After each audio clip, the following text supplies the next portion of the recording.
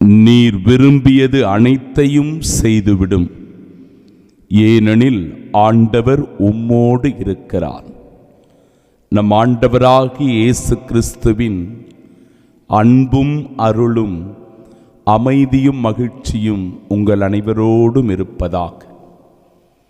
இறை இயேசுவில் பிரியமுள்ள சகோதர சகோதரிகளே, கிறிஸ்து பிறப்பு பெருவிழாவிற்கு இன்னும் ஒரு நாள் தான் இருக்கிறது. அதுவும் 12 மணி நேரம்தான் இருக்கிறது. மிக உற்சாகமாக ஆண்டவருடைய பிறப்பு பெருவிழாவை இன்று இரவு நாம் கொண்டாடப் போகிறோம்.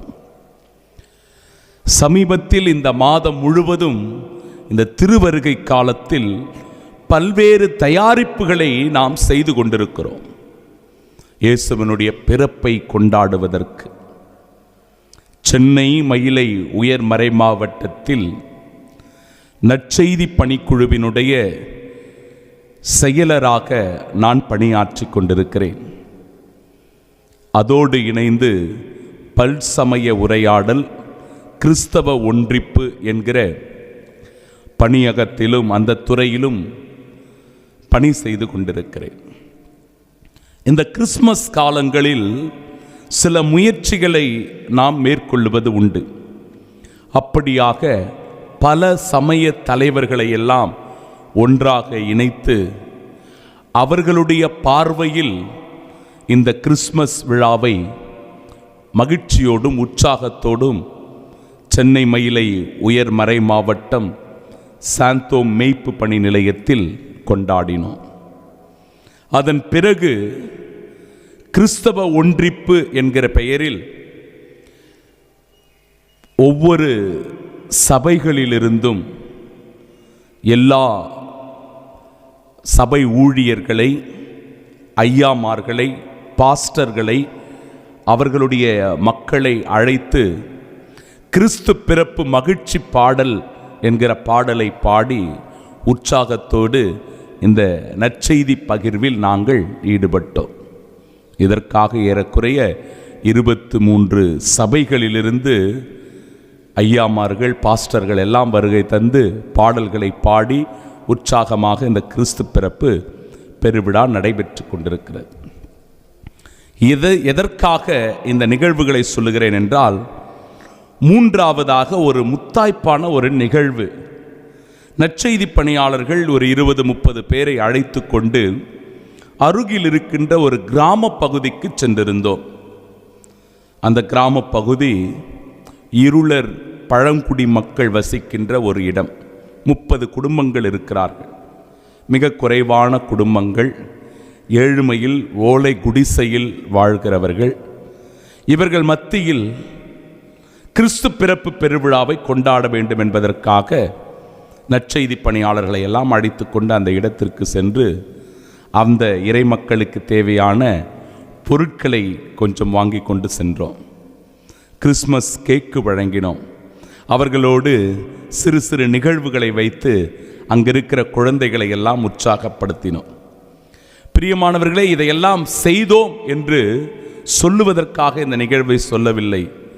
அங்கு வந்திருந்த நற்செய்தி பணியாளர்கள் சொன்ன செய்தியை உங்களோடு பகிர்ந்து கொள்வதுதான் இன்றைய நாளினுடைய இறை வார்த்தை பகுதி எப்படி ஒன்றித்து போகிறது என்பதை உணர்வதற்காக இந்த நிகழ்வை சொல்லுகிறேன். இப்படி பழங்குடி மக்கள் வசிக்கிற அந்த இடத்தில் ஏழ்மை, வறுமை, கஷ்டங்கள், துன்பங்கள், அடிப்படை வசதிகள் கூட இல்லாத நிலைதான் நீடித்து கொண்டிருக்கிறது. அந்த வீடுகளுக்குள் செல்லுகிற போது ஏறக்குறைய நம்முடைய உடம்புல பாதி குனியணும்.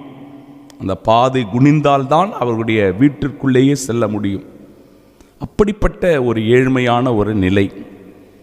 அந்த இடத்தில் திரு பிரகாஷ் என்கிற ஒரு சமூக சேவகர் பணி செய்கிறார். அவரை பற்றி குறிப்பிடுவதற்காக தான் எவ்வளவு பெரிய முன்னுரையை நான் சொல்ல வேண்டியிருக்கிறது.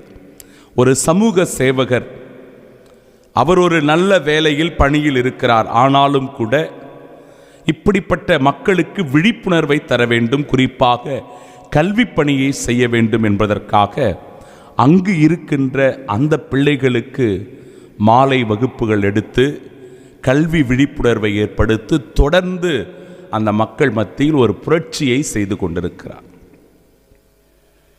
பிரியமானவர்களே, இறைவார்த்தை சொல்லுகிறது, பாரும் கேதுரு மரங்களாலான அரண்மனையில் நான் வாழ்கிறேன். அவருக்குள் ஒரு குற்ற உணர்ச்சி யாருக்கு? தாவீது அரசருக்கு. நான் கேதுரு மரங்களான அரண்மனையில் வாழ்கிறேன், கடவுளின் பேழையோ கூடாரத்தில் இருக்கிறது. உடனடியாக இறைவாக்கினர் நாத்தான் சொல்லுகிறார், நீர் விரும்பியது அனைத்தையும் செய்துவிடு, ஏனெனில் ஆண்டவர் உம்மோடு இருக்கிறார். பிரியமானவர்களே, இந்த நிலைத்தான் அந்த இடத்தில் நான் பார்த்த காட்சி. நாம நல்லா இருக்கிறோம், வசதியா இருக்கிறோம், நமக்கு எல்லாமே இருக்கிறது, சரி நாம பாட்டுன்னு போவோம் அப்படின்னு இல்லை. யாரோ ஒருவர், எங்கோ ஒருவர் காயப்பட்டவர், உடல்நல குறைவினால் பாதிக்கப்பட்டவர், கஷ்டப்படுகிறவர்கள், வறுமையில் இருக்கிறவர்கள், பசி பட்டினியோடு இருக்கிறவர்கள் இந்த சமூகத்தில் இருந்து கொண்டுதான் இருக்கிறார்கள், வாழ்ந்து கொண்டுதான் இருக்கிறார்கள்.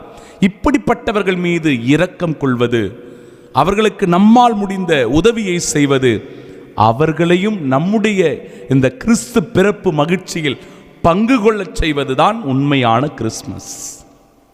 இந்த கிறிஸ்மஸ் தான் அர்த்தமுள்ள கிறிஸ்மஸாக அமைந்திருக்கும். அத்தனை விழாக்களை நடத்தி இருந்தாலும் இப்படி ஏழை எளியவர்களோடு கொண்டாடிய அந்த கிறிஸ்மஸ் உண்மையிலேயே அர்த்தமுள்ளதாக அமைந்திருந்தது. அதையே நற்செய்தி இன்னும் ஆழமாய் நமக்கு எடுத்து சொல்லி, இஸ்ராயலின் கடவுளாகி ஆண்டவரை போற்றுவோம், ஏனெனில் அவர் தம் மக்களை தேடி வந்து விடுவித்தருளினார். இருளின் இறப்பின் பிடியிலும்